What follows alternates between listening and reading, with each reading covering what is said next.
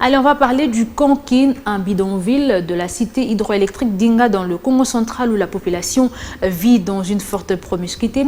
Sans système d'adduction d'eau, les habitants de cette agglomération se contentent de quelques fontaines présentes dans leur contrée pour s'approvisionner en cette denrée indispensable à la vie.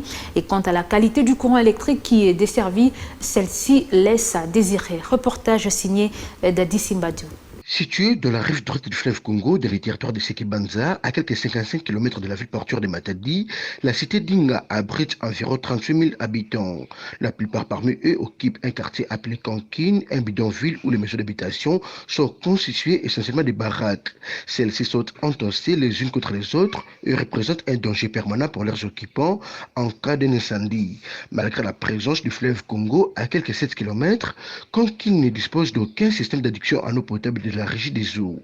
Pour s'approvisionner en cette denrée si indispensable à la vie, la population riveraine se contente des quelques bornes fontaines présentes dans sa contrée, lesquelles bornes fontaines malheureusement font couler de l'eau à compte-gouttes, obligeant ainsi les Kankinois à faire la queue devant des robinets de fortune.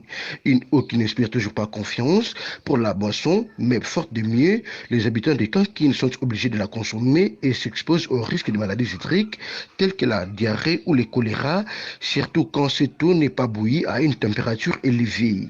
S'agissant du courant électrique qui est desservi dans ces quartiers de la cité d'Inga, qui pourtant abrite le plus grand barrage hydroélectrique de l'Afrique centrale, capable d'alimenter le continent africain tout entier, voire d'autres avec les méga projets de construction d'Inga 3 en vue, celui-ci laisse à désirer.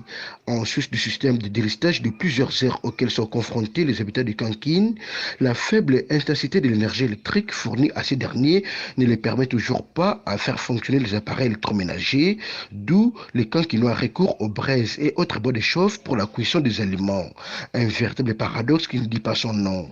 Menacé de délocalisation, si jamais les méga projets de construction du barrage Inga 3 arrivent à se réaliser, des milliers d'habitants du Kankin courent le risque de devenir des apatrides car ne sachant où aller pour s'abriter. D'où l'appel des ONG environnementales locales aux décideurs politico-administratifs du pays afin de pencher leur attention sur les sorts de ces paysans qui vivent déjà leur enfer sur terre. Des retours de Kankin dans la cité d'Inga, Dadi Simbadio, Bioan.